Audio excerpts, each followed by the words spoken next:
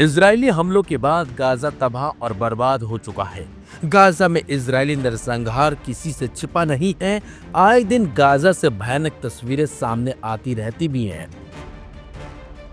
इन तस्वीरों और गाजा की परिस्थितियों को देखकर ही मुस्लिम देशों में न सिर्फ एकजुटता हुई है, बल्कि सभी मुस्लिम देशों ने इजरायल से युद्ध रोकने की मांग भी की। लेकिन इजरायल पीछे नहीं हटने को तैयार है, जिसके बाद मुस्लिम देशों ने अमेरिका पर दबाव बनाना शुरू कर दिया और ट्रंप से मांग की है कि वो इजरायल से युद्ध रोकने के लिए कहे, ताकि निहत्थे लोगों की जानों को बचाया जा सके। मुस्लिम देशों का दबाव ही माना जा रहा है कि इसके चलते अब ट्रंप इजरायल के खिलाफ बयानबाजी कर रहे हैं और हाल ही में उन्होंने एक बड़ा बयान देकर नेतन्याहू की टेंशन को और ज्यादा बढ़ा दिया है। अमेरिकी राष्ट्रपति डोनाल्ड ट्रंप ने हाल ही में एक बयान देकर कहा है कि वो इजरायली प्रधानमंत्री बेंजामिन नेतन्याहू को किसी भी हालात में वेस्ट बैंक पर कब्जा करने और उसे हड़पने की इजाजत नहीं देंगे।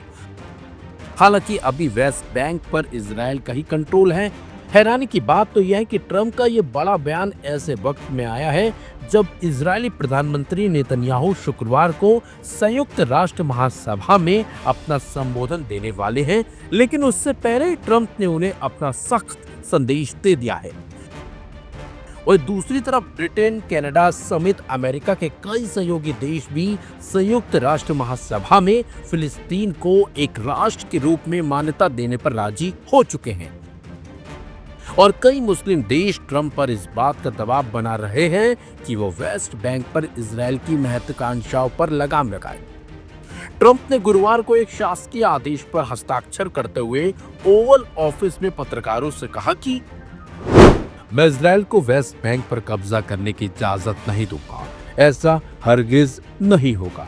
दरअसल इजरायल के अधिकारी कुछ वक्त से कह रहे हैं कि उनकी सरकार वेस्ट बैंक के कुछ हिस्सों पर कब्जा करने के कदम उठा सकती है। इस संबंध में पूछे जाने पर ट्रंप ने बात कही है। अमेरिकी राष्ट्रपति डोनाल्ड ट्रंप का यह बयान दोनों नेताओं की मुलाकात से पहले आया है। कहा जा रहा है कि ट्रंप और नेतन्याहू सोमवार को मुलाकात करने वाले हैं। इसी बीच गाजा पर इजरायली हमलों की वजह से नेतन्याहू पर वैश्विक दबाव बढ़ गया है और दुनिया भर के कई देश फिलिस्तीन को एक राष्ट्र का दर्जा देने को तैयार खड़े हैं। अमेरिका के प्रमुख सहयोगी देशों ब्रिटेन, कनाडा ने फिलिस्तीन को देश के तौर पर मान्यता देने का ऐलान भी किया है। इसी बीच इजरायल का वेस्ट बैंक पर कब्जे की संभावना की बात सामने आई है। ट्रंप ने कहा है कि उन्होंने इजरायली प्रधानमंत्री बेंजामिन नेतन्याहू से बात की है और वह वेस्ट बैंक पर किसी भी सूरत में कब्जे की इजाजत नहीं देंगे। साथ ही साथ ट्रंप ने कहा, बस बहुत हो गया, अब इसे रोकने का समय आ गया। गाजा की ही तरह वेस्ट बैंक पर भी फिलिस्तीनी प्राधिकारियों का शासन है। ट्रंप लंबे समय से नेतन्याहू के साथ अपने घनिष्ठ संबंधों को सार्वजनिक तौर पर स्वीकारते रहे हैं, लेकिन उन्हें अब लंबे वक्त से जारी युद्ध की वजह से अरब देशों के नेताओं के दबाव का सामना करना पड़ रहा है। अरब देशों के नेताओं ने इजरायल के कब्जे की बात पर चिंता व्यक्त की है। संयुक्त अरब अमीरात ने चेतावनी दी है कि कब्जे संबंधी इजरायल का कोई भी कदम लक्ष्मण रेखा लांघने जैसा होगा। आप बता दें, इजरायल का 1967 से वेस्ट बैंक, पूर्वी यरूशलेम और गाजा पट्टी पर दखल अंदाजी रही है। फिलिस्तीनी चाहते हैं कि इन क्षेत्रों को मिलाकर उनके देश का निर्माण हो, जबकि इजरायल की वर्तमान सरकार फिलिस्तीन को देश के तौर पर मान्यता देने का कड़ा विरोध कर रही है और वेस्ट बैंक के अधिकांश भाग पर अंततः कब्जे करने का समर्थन करती रही है। लेकिन अब तमाम देश इजरायल के इस फैसले के खिलाफ खड़े हो गए हैं और लगातार इजरायल को चेतावनी भी देते रहते हैं और लगातार दे भी रहे हैं। लेकिन इसी बीच जिस तरह से ट्रंप ने एक सख्त संदेश नेतन्याहू को दिया है, वो गंभीर परिणाम आगे दिखा सकता है और हो सकता है कि नेतन्याहू को पीछे हटना पड़े, क्योंकि नेतन्याहू लगातार ट्रंप के समर्थन के बावजूद ही लगातार जिस तरीके से हमले कर रहे हैं वो कर रहे हैं। लेकिन ट्रंप ने जो बयान दिया है वो नेतन्याहू के लिए एक खतरे की घंटी भी हो सकता है।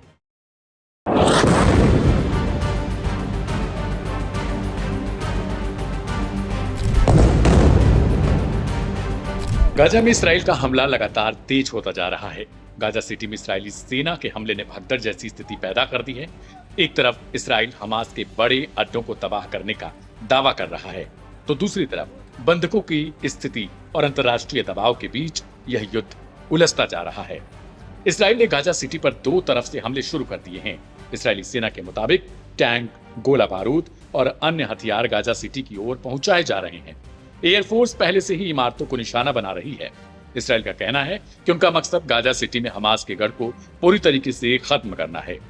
इन हमलों के कारण लोग शहर के बीच फंस गए और जान बचाने के लिए भाग रहे हैं। गाजा सिटी एक बहुत भीड़ भाड़ वाला इलाका है। इस्राएली हमलों ने यहाँ अफरा तफरी की स्थिति पैदा कर दी है। गुरुवार को ही इन हमलों में कम से कम 40 लोग मारे गए। बहुत से लोग अब भी अपने घर छोड़ने को तैयार नहीं हैं, जबकि गाजा की करीब 35% आबादी अब भी उत्तरी क्षेत्र में रुकी हुई है। इस हमले के बीच बंधकों की स्थिति पर एक चौंकाने वाली खबर सामने आई। जैसा कि हमने पहले ही रिपोर्ट किया था, इस्राएली सेना ने स्वीकार किया कि उन्हें बंधकों के सही ठिकाने की जानकारी अब तक नहीं है। सेना के अधिकारियों ने निजी तौर पर बंधकों के परिवारों को बताया कि उनके पास सटीक जानकारी नहीं। वे मानते हैं कि बंधकों को लगातार ऊपर और सुरंगों के रास्ते एक जगह से दूसरी जगह ले जाया जाता है। यह बात सेना के उन सार्वजनिक बयानों के बिल्कुल उलट है जिसमें कहा गया था कि वे बंधकों को सुरक्षित निकालने के लिए काम कर रहे हैं। इस खुलासे ने युद्ध के जोखिम को और बढ़ा दिया है। इस बीच अंतर्राष्ट्रीय स्तर पर इस्राइल अलग थलग पड़ रहा है। गुरुवार को अमेरिका ने एक बार फिर संयुक्त राष्ट्र सुरक्षा परिषद के उस प्रस्ताव पर वीटो लगा दिया जिसमें गजा में तत्काल संघर्ष विराम की मांग की गई थी। यूएन के बाकी 14 सदस्यों ने इस प्रस्ताव के पक्ष में वोट किया। यह परिणाम गजा युद्ध को लेकर विश्व मंच पर अमेरिका और इस्राइल के बढ़ते अलगाव को भी दर्शाता है। इस प्रस्ताव में गजा की मानवीय स्थिति को बहुत खराब बताया गया था और इस्राइल से फिलिस्तीनियों को सहायता पहुंचाने पर लगे सभी प्रतिबंध हटाने का आह्वान किया गया था। गजा में जारी यह युद्ध अब सिर्फ हमास से नहीं बल्कि बंधकों की सुरक्षा, अंतर्राष्ट्रीय दबाव और मानवीय संकट से लड़ा जा रहा है। सवाल यह है कि क्या इस्राइल इन सभी चुनौतियों के बीच अपने मकसद को पूरा कर पाएगा, क्योंकि प्रधानमंत्री बेंजामिन नेतन्याहू लगातार बंधकों के परिवार वालों से ये वादा करते आए हैं कि वो किसी भी तरीके से बंधकों को छुड़ा लेंगे। लेकिन जिस हिसाब से गाजा सिटी पर हमले जारी हैं, उससे एक बात का अंदाजा तो साफ तौर पर लगाया जा सकता है कि बंधक भले रिहा ना हो, लेकिन इस्राएली हमले में कहीं उनके साथ कुछ और ना हो जाए, क्योंकि लगातार गाजा सिटी पर हमला जारी है।